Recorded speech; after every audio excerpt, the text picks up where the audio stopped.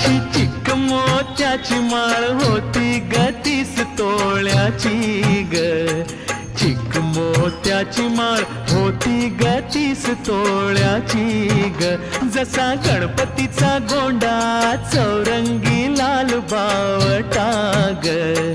गणपतीचा गोंडा चौरंगी लाल बावटा ग.